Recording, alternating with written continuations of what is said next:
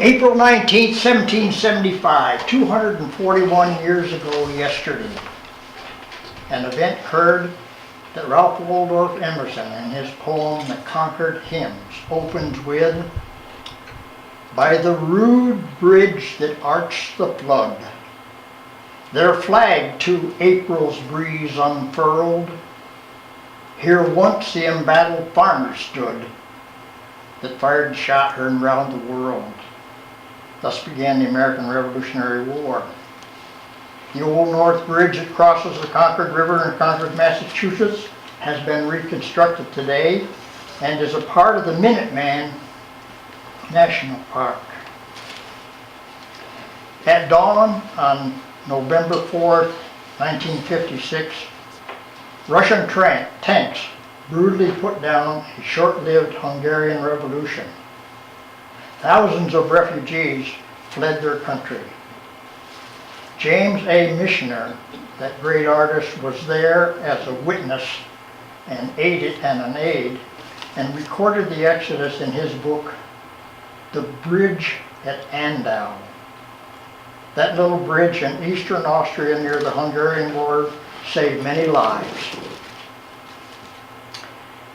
Since the beginning, bridges have done a lot more than just go from point A to point B. Look at the number of books with bridges in their title. The Bridge at St. Louis Ray, a 1927 Pulitzer Prize novel, opens on Friday noon, July the 20th, 1714. The finest bridge in all of Peru broke and precipitated 5 travelers into the gulf below. The bridge was woven of osier by the Incas more than a century before, and that story just goes on if you're familiar with that. The Bridges of Toko-Ri, also by James Michener, copyright 1953. It's a novel about the Korean War, and the objective was to destroy some bridges that was used by the enemy. And who can forget The Bridges of Madison County by Robert Waller, copyright 92, made into a 1995 movie starring Clint Eastwood and Meryl Streep. In 1965, Clint's character, Robert Kincaid, is assigned to photograph covered bridges in Iowa, if you remember the movie. I have a couple of disclaimers before we get into the presentation. Number one, I don't know a thing about bridges. And number two, the rumor that there would be a pop quiz at the end of this show is incorrect. That way we'll be allowed to move right on directly to the chocolate chip cookies. Old bridges. It all started quite a number of years ago. There are two. I'm not computer literate. My wife is the guru of our household, but through friends and what have you, there's 2 sites that has been a great aid to us. One's called bridgehunter.com and the other is Bridge Finder. And one can search by county. Well, it works both for New York and Pennsylvania, we've used it.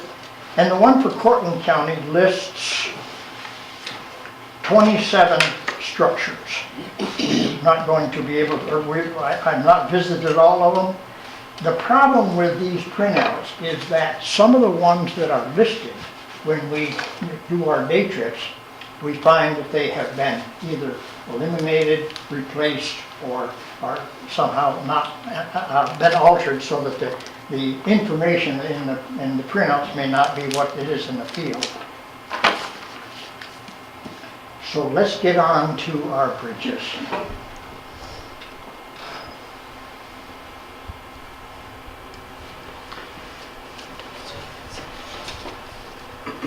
The objective for today is twofold. To share with you the number of really historic bridges in our area, and also to maybe if you could end up the program with some enthusiasm that my wife and I share for such works of art, and also the preservation efforts that have taken place in some of these bridges. I'll start with the king, which I feel is the king of our presentation today, is the Storaka Viaduct Bridge built by the Erie Railroad in Waynesboro, Pennsylvania, Susquehanna County. One of the commentators of a number of years ago, a gentleman by the name of William S. Young did a wonderful research project on Storaka, the Bridge of Stone. And one of the commentators, after seeing this bridge, made a little statement. The Storaka Viaduct, when sunset lights up its arches, sheds a particular dignity and splendor over the landscape. The beautifully curved arches and the light substantially appears, recede from the eye in exquisite symmetry, as like a huge centipede that puts down its many feet across the Storaka Vale. A gentleman by the name of William McLeod wrote for Harper's in 1851.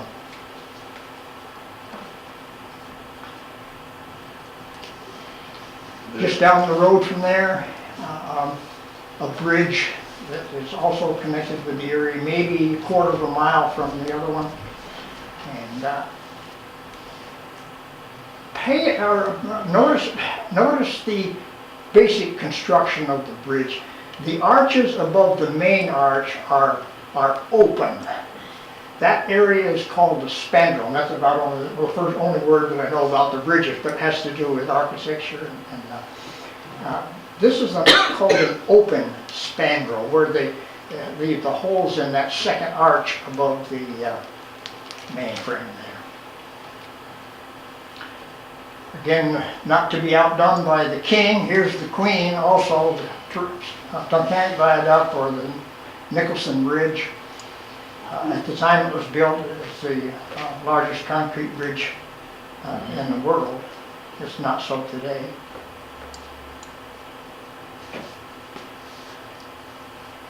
Again, those beautiful arches and the open spandrels above the main arch.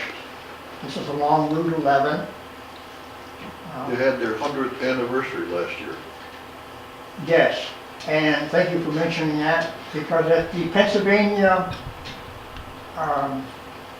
Tourist Bureau on 81 this year, they have a little diorama in there. Have you seen that? No, I've not. We went down last year though. Yeah, they have a nice little diorama at the visitor center there, just on 81.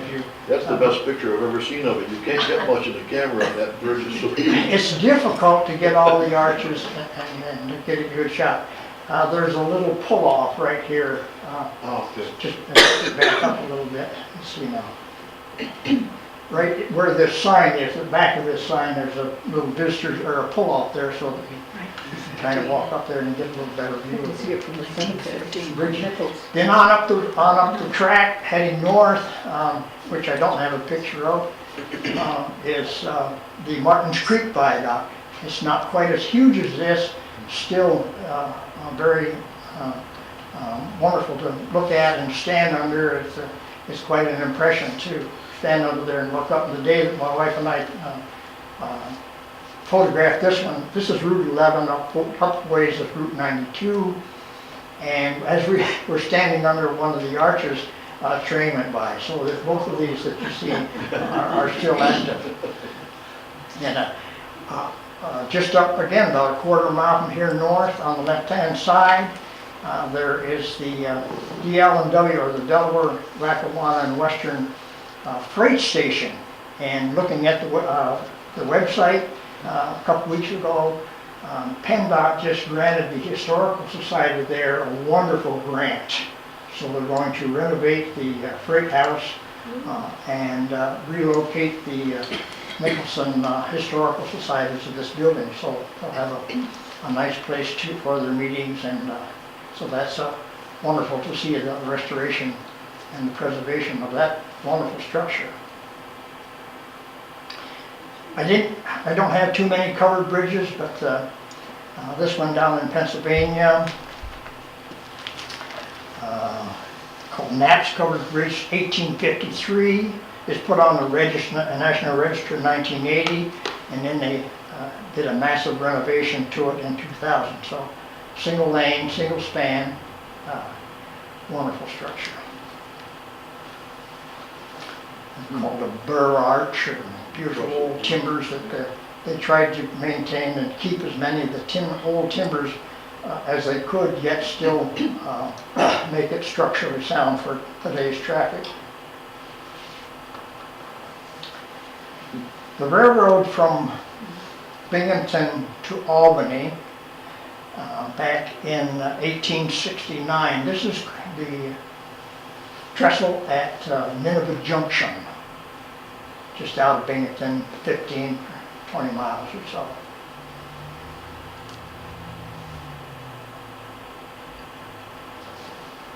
Stone Arch Bridge in Sullivan County, over the east branch of the Calhoun Creek.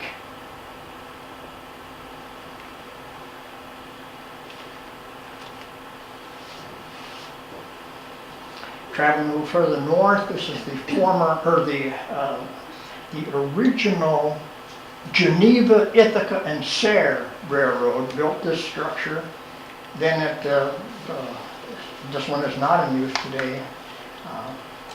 Lehigh Valley was the one that used this track at the very last. It looks, oh, I see. It looked like it was covered for a minute. I couldn't believe Look it. what? Looked like it was a covered bridge for a minute. I couldn't determine. I couldn't believe a railroad bridge would be covered bridge. Yeah, right. Oh, Yeah.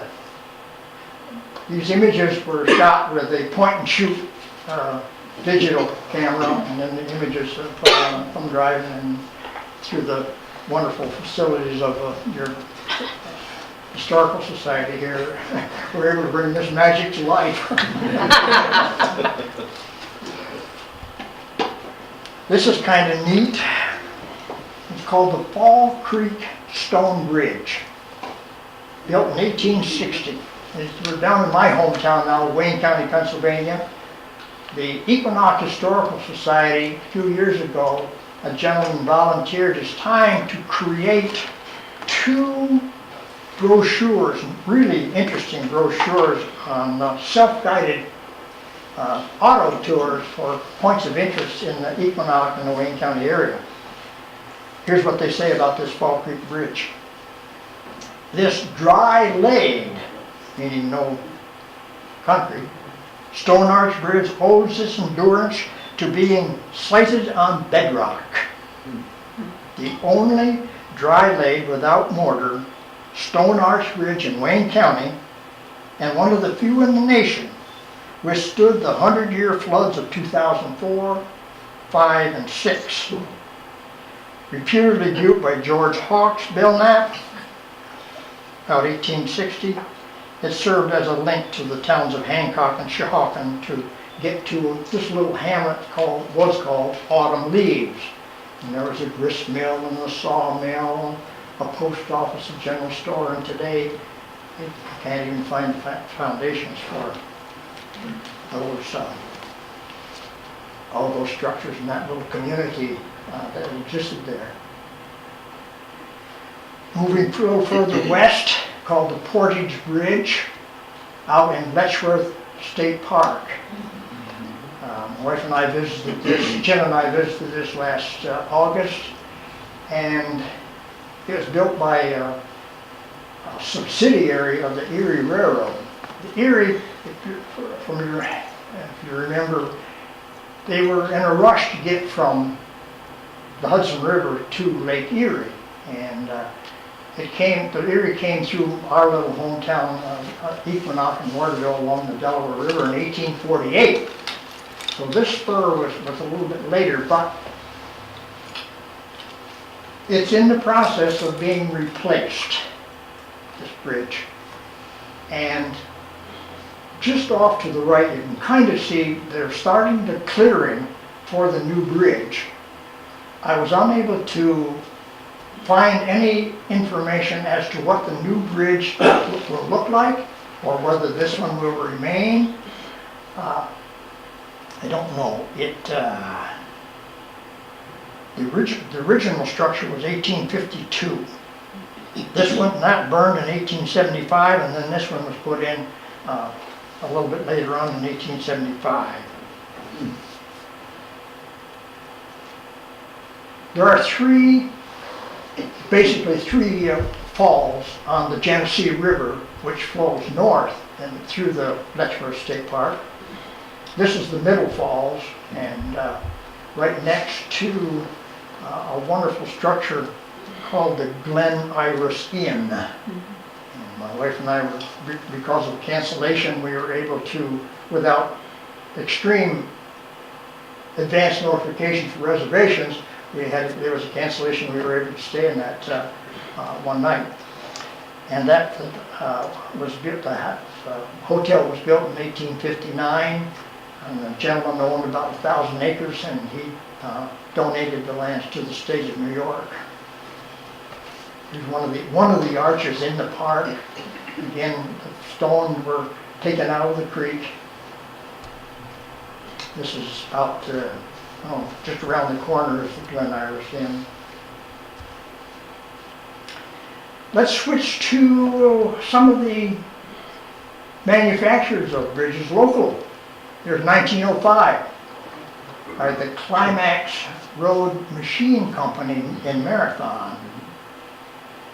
That bridge is over a 6 Mile Creek on a private drive in Brooktondale.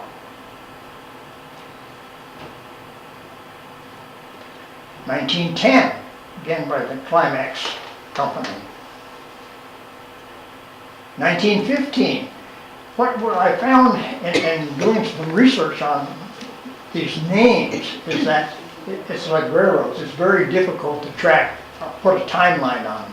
This probably was all the same company, and you can see from 1905, 1910, and 1915. Now they're called the Good Roads Machinery Company, and they made all kinds of huge, the Good Roads made all kinds of huge equipment for road building.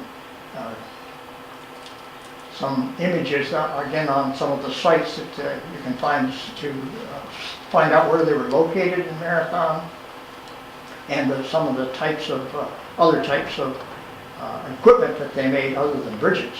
Are these signs all local, or did you find them in your travels around? Most of them are within a day trip from here. And we've been actively finding bridges probably beginning our 4th year. And this was that, this is over, this one is over the West Mallory Road, again over Fall Creek, which goes a really long way. It starts way up above Groton, and it runs down through Dryden and Freeville and on through Beebe Lake, and eventually goes into Haga Lake. So there are a number of bridges on Fall Creek. One of my favorite designs is by this Groton Bridge Company.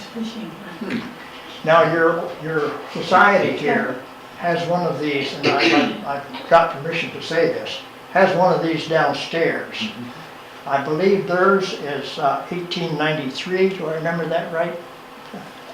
Anyway, the design of the bridge plaque is similar to what's down cellar. This plaque is on the Landers Corners Bridge over the Otselic River. And you can see that bridge plaque at the top there above the grill work.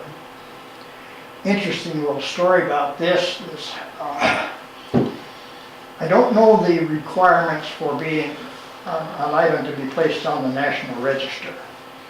I've heard that it has to be original equipment, that it has to be in its original site, and yada yada, and there can't be any major alterations to it. This bridge was due to be closed. Again, not so much because of the condition of the material. They weren't designed to carry the weight loads that we experience today with 10-wheelers filled with sand in the wintertime and a big plow with a wind plow on it. That's an awful lot of weight. So a number of these historic bridges are in jeopardy because of the weight load. So there was talk that this bridge would be closed because of the fact that they couldn't carry the weight. Well, the local folks got together and said, we don't want our bridge closed because that's a really inconvenience to a number of people that use it on a daily basis. So they approached the state and says, we want to save our bridge, what can you do or we do in order that it was saved? And so some designer came up with the arches, and they were added to the structure, and now the bridge will be able to does handle 10-wheelers. I talked to the highway crew that served this area a couple weeks ago, and they said there's no problem getting over that bridge in the wintertime. So what a wonderful approach to folks that were realized the historical significance of that structure, and they went ahead and through their efforts, and it stands today. Then look at the artwork on that bridge, again by the bridge flag. Some folks really use their creativity in creating that particular bridge flag. Looks like an upside down circus bike. It does, doesn't it? This is over a little creek in Pennsylvania, near Austinburg, on just a little country road not too far from the New York State border. Austinburg, of course, it's over the Troops Creek, which empties into the Kawanuski River, somewhere near along Route 15 in Tioga. The Berlin Iron Bridge Company, most of their plaques in the 1880s and 90s are similar. I do have one picture not showing of where they changed the design a little bit, but again, a lot of thought went into that particular plaque. This is one over the South Washington Street Bridge in Binghamton, 1886. And there is that bridge. It's been closed to vehicle traffic since the 90s, I think. Jerry Smith, the Broome County historian, wrote a book a while back, and it's called Valley of Opportunity, and he's the Broome County historian. This book was copyrighted in 1988. The Washington Street Bridge was erected over the Susquehanna River in 1886, this one. It replaced the covered bridge that occupied that site that was constructed by a Mr. William Douglas of Binghamton. This structure is one of the last triple parabolic arch bridges in New York State. It was closed to vehicle traffic in 1970s. I was a little off on that. What the city of Binghamton has done to further take advantage of this pedestrian bridge, and it's two-lane over the Susquehanna River at this point, just prior to the confluence of the Shenango. A number of years ago, a group got together and they have an event in the fall called Blues on the Bridge. It runs from Friday night through Sunday afternoon. And they bring all kinds of bands in and they play on the bridge. There are vendors around. There's activities for the children, and it's really an interesting little event and a fundraiser for one of the arts councils, I believe.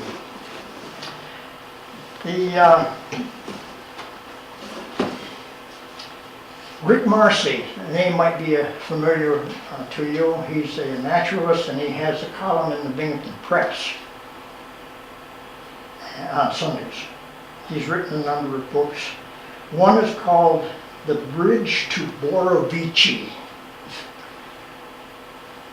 There's an organization called the Sister Cities International. And their objective is to try and find 2 cities around the world to establish communications with and to exchange members of these 2 cities. And they try to match cities that are of the same size. Maybe there's something, a commonality. In this case, there was a river that runs through Borovici. Borovici is in Russia, halfway between Moscow and St. Petersburg. And one of the commonalities was there's a bridge that flows through Borovici, and it plays prominently in their history. So does the single-span iron bridge crossing in the center of town, talking about where it's built in 1905. This bridge reminds Binghamton residents of their own South Washington Street Bridge built in 1886. Rick is talking about this one. Again, my second word that I know about bridges is parabolic. That or lenticular is a scientific word for it. In Egyptian art, both human and animal figures, if you look at it in their profile, the eye is elongated. It starts at a point and then it goes down and then it comes back up, if you can kind of picture that. That's the basic philosophy of the transfer of forces in these lenticular bridges, is that they look like great big lenses. And this one, you can just see that third arch there. Like Jerry says, this is one of the last triple lenticular bridges in New York State. Again, another bridge plaque by the Berlin Iron Bridge Company a couple years later, 1888. Again, look at above the scroll, above the sign, left and right. It puts a lot of detail in there for creative spirit there by the designers. This one is in Aquaga, which is on Route 79 between Windsor and Nineveh on the Susquehanna River. Here we have a double lenticular. And there you can get a better view of that elongated eye where the arches up and the big arch coming down in over the Susquehanna River. The American Bridge Company, 1901, this one. Again, a little artistic expression there with the top of the bridge. And this one is at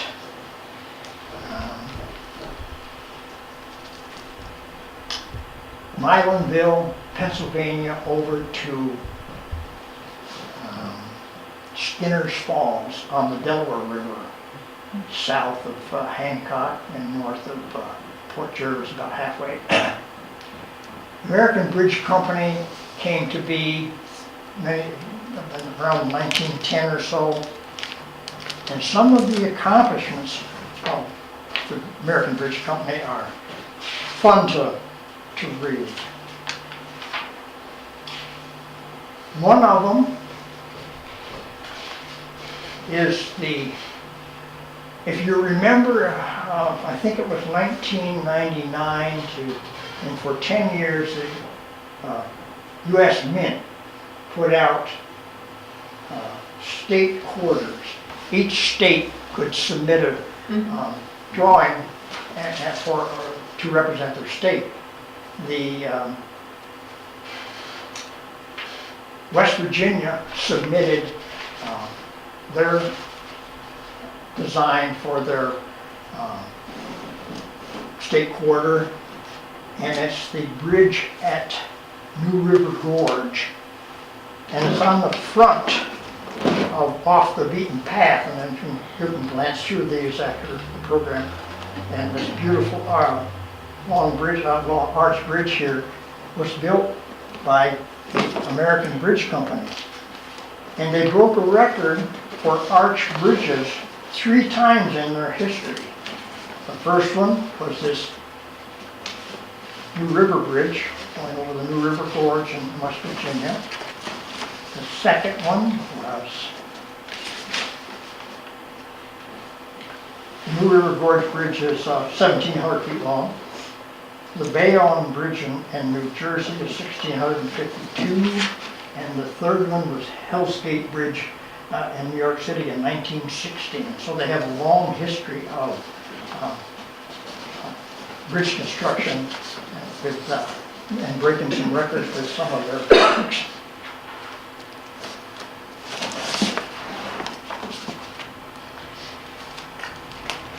Where's my cursor here? There's that bridge. Over the Delaware River, single lane, 2 spans. Center piers were a real problem years ago when the rivers were used for rafting. And it was quite a trick for the raft people and to get around these piers. And this particular spot of the Delaware is very dangerous because just south of there, just south of this bridge, about a quarter mile, is part of the river called Skinner's Falls. And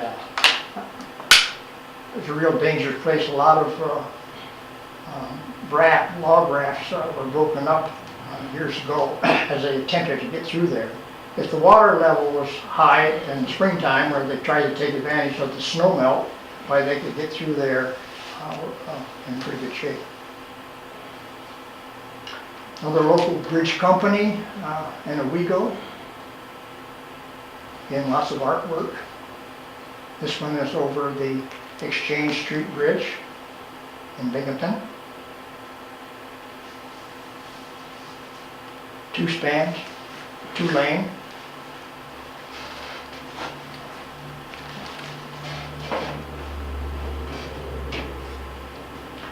Another Owego Bridge, the top, you see they have that little triple crown, and then down below in the middle is where they hang their date. This one is 1902. Over the Otselic River as it dumps into the Whitney Point Dam.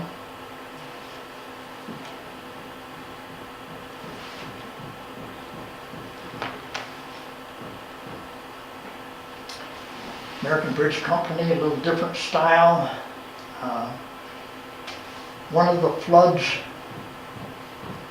in the late 1990s or 2000s, this is on South Main Street in Vestal. The abutments were pretty well damaged, and they decided to add a pedestrian walkway when they renovated the bridge at that time.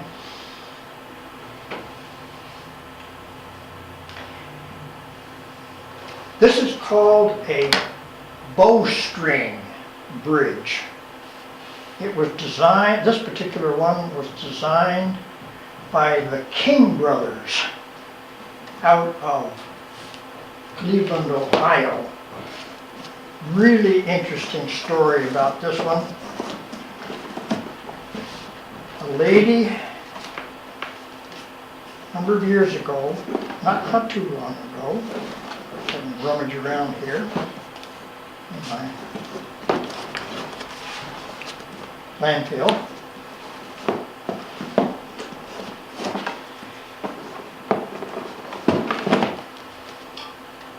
Karen Van Atten wrote a book called King Bridge Over Troubled Waters, copyright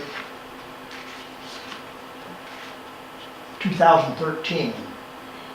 This bridge was destined to be scrapped, and they were going to close off the pathway, and Karen, for 2 years, took it upon herself to get wind support from the general public to try and preserve this bridge. And so she wrote about that in King Bridge Over Troubled Waters.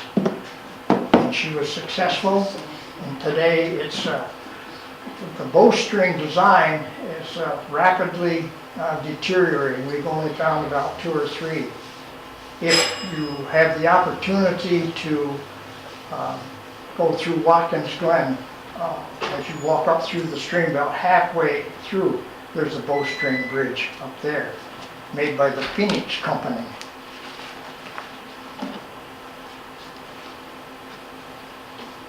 There's some bridge plaque, or a great nice granite stone there with the plaques on it right there. And just downstream from there is the covered bridge at up in Newfield, New York. And there's a covered bridge about 100 yards down the road. The Wood Road Bridge here has a unique design to it, in that the members are hollow. It's called a patented Phoenix columns. This is over the, I always have to, never can remember some of these rivers.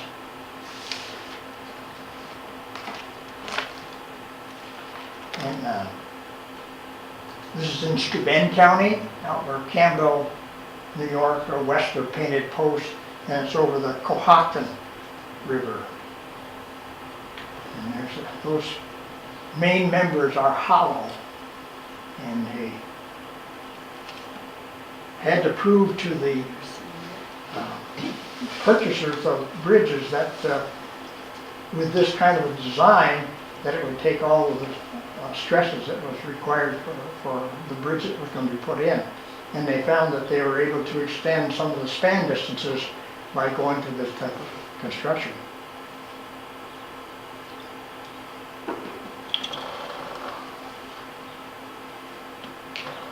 Here's a little story about this bridge down in Pennsylvania, called the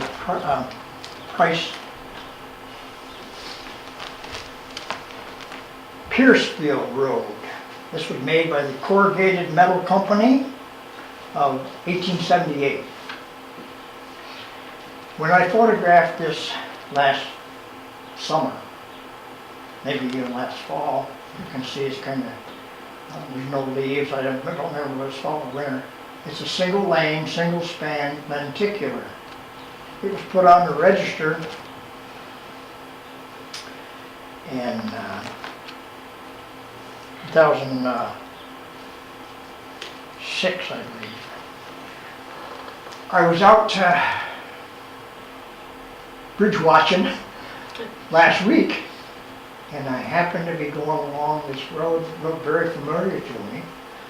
And as I'm going around the curve, there's a T intersection there. I said, I think I was here before. So I took that T intersection and I went down there, and there's a brand new bridge.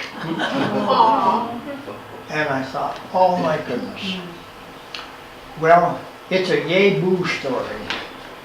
Sad to see this bridge go, but when I came home, my wife helped me search some lines, and we found an entry by somebody that put it in. This bridge, let me just read you a little bit from an article. Because of its being on the National Register, we had to prove that what was the most feasible alternative to providing a safe crossing, says bridge engineer Tom Porter. The solution to move this bridge and build a new one was all part of a $3 million federal grant. There's only 4 bridges of this type in the state of Pennsylvania that remain. To restore it, they're going to take it apart, clean it, repair it, repaint it, and move it about 6 miles away to a place called the Lazy Brook Park.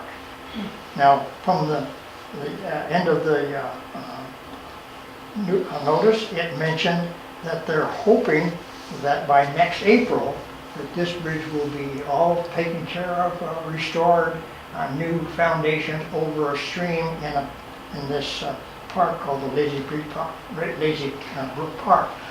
I've not taken the opportunity to go down, but at least it's been saved, it's been restored, and it's a tribute to those that, again, took the time and effort to save such a historic structure.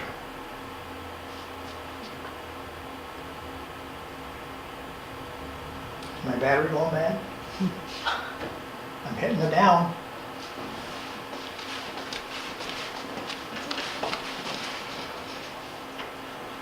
Oh, I'm not hitting it hard enough. There's the same. What's that? It's almost one. Almost one, oh my gosh.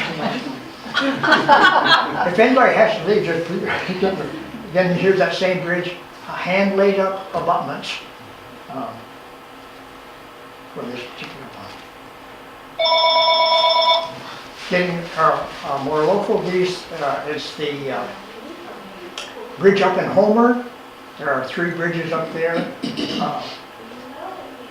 On Water, Wall, and Pine. This one is on water. 2 of them are closed, so that they're foot traffic only, and the middle one, I think is Wall Street, is vehicle traffic. Single lane. There's the one over Water Street, double lane. Getting behind myself here now. At the Painted Post Delaware, Lackawanna, and Western Depot, they have a wonderful museum in there now called the Everett. It's the Everett Museum. And the Lane Bridge Company also has a really interesting design.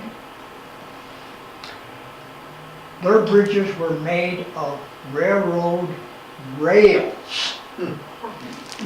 And through the efforts of some folks in Cortland County here, this particular bridge was saved from destruction. It used to be over Keeney Settlement Crossroads, which is kind of, if you head 13 from here towards Truxton and head up then further north, there's a little crossroad over there called the Keeney Settlement Crossroads. This bridge was recognized.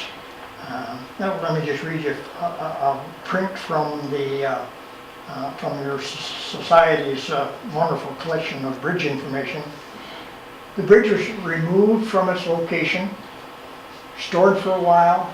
Funds then were received, and it now is a pedestrian and light bridge up at Dyer Park in New York. If you're up that way sometime, stop by and take a look at this bridge. There it is the other way. And there's an idea of the material for the bridge was actually made out of railroad rails. There are only 4 of these left, only 4 that are known left in the area. The Albany Street Bridge, up in Cortland also. Let me just read you from the Post Standard of 1940. One of Cortland County's oldest landmarks, the more than 100-year-old stone arch bridge over the Tioga River on South Albany Street will soon disappear. Workmen have begun removing the landmark, which is to be replaced by a modern reinforced concrete arch bridge. And the news article shows 6 stone arches of the original bridge. Today it's a double arch, but one statement by the reporter for this news article, James Conley, who's a district manager for the WPA, announced Tuesday that this new bridge would go in at an estimated cost $25,000. And this includes building the approaches, sidewalks, as well as removal of the old bridge across which rumbled many a stagecoach on the Albany Run. I thought that was really, really cool. Some metal framework, sometimes for the bases. The theory was that in the wintertime that the snow and ice would fall through there, but that doesn't quite fall through. They're actually a little more dangerous. Bicyclists and motorcyclists don't like them because you kind of do the squiggles as you're going across them. And they're not the best to walk on either. The new bridge in Owego, New York, over the Susquehanna River. That's the 5th one on site. And much effort went into the design of this to try to make it compatible with the historic, as you go across the river there from the south side, you enter into the historic district of the village of Owego. Here's the old bridge in Nichols, is a double arch, and you can see the open spandrels there that I mentioned before. The theory was that you could use less material and that it would allow more water to flow through under the bridge at certain times. Well, what they found was when you get higher water, you also get an awful lot of debris and brush and tricycles and everything else would stick into those open things, and so you don't see too many open spandrel bridges now. Something called the Bailey Bridge, a gentleman, Sir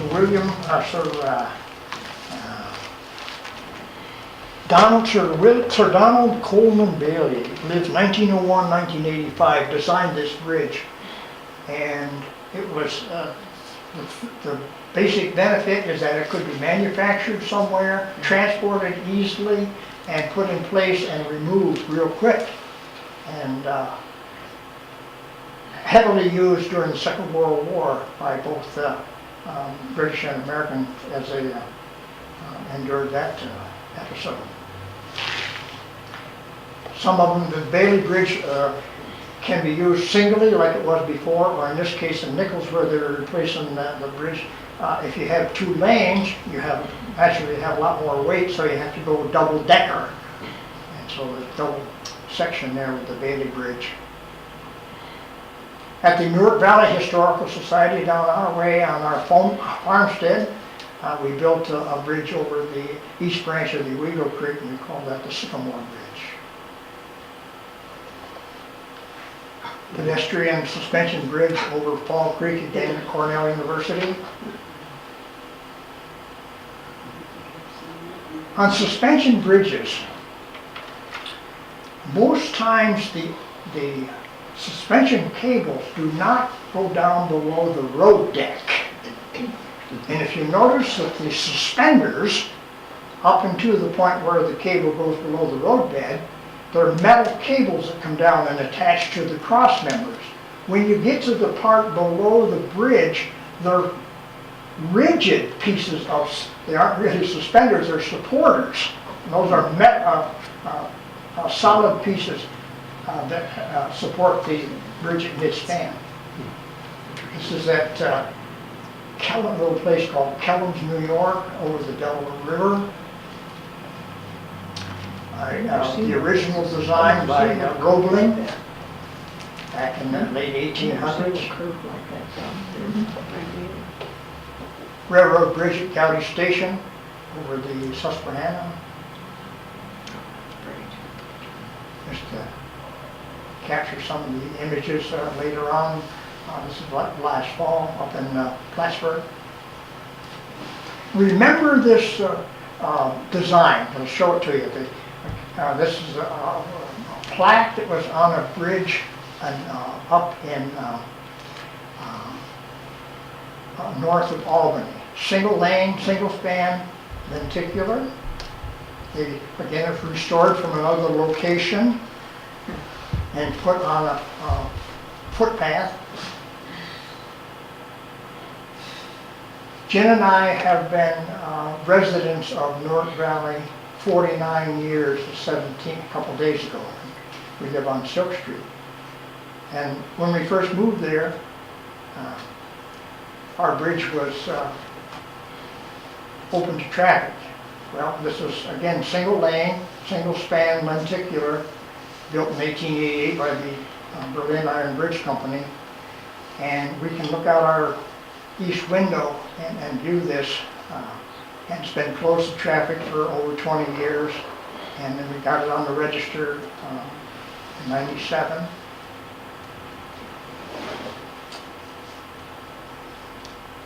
So there we have it. Very nice.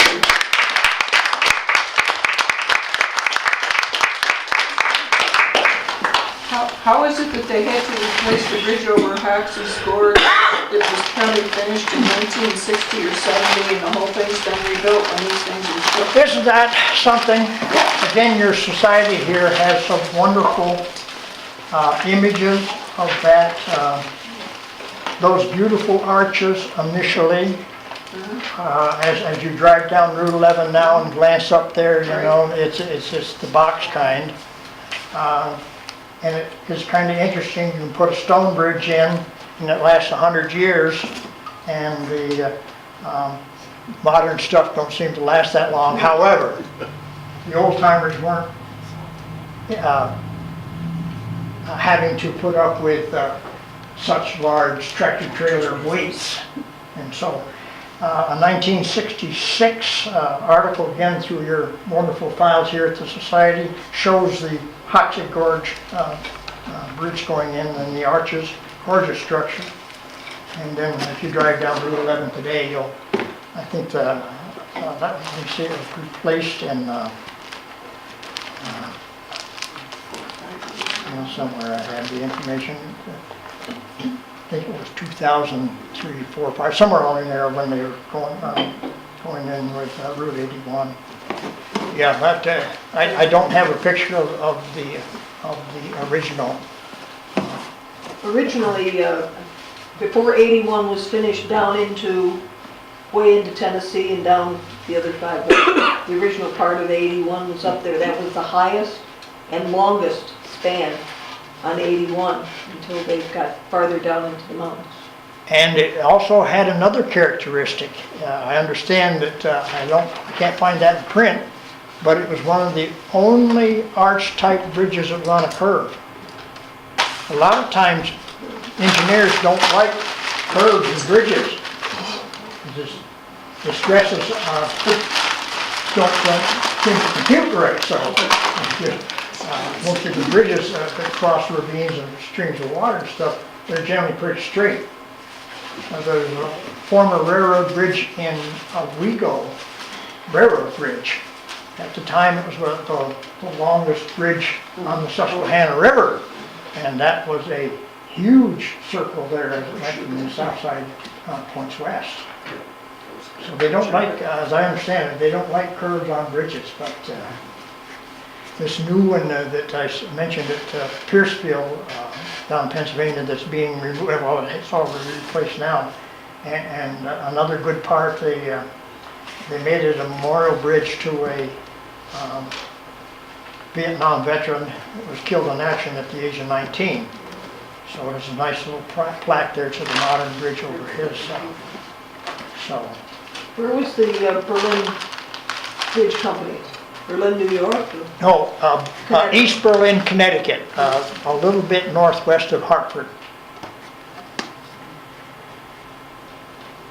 And now it's chocolate chip cookie time. Thank you, Terry. Thank you, everybody, for coming.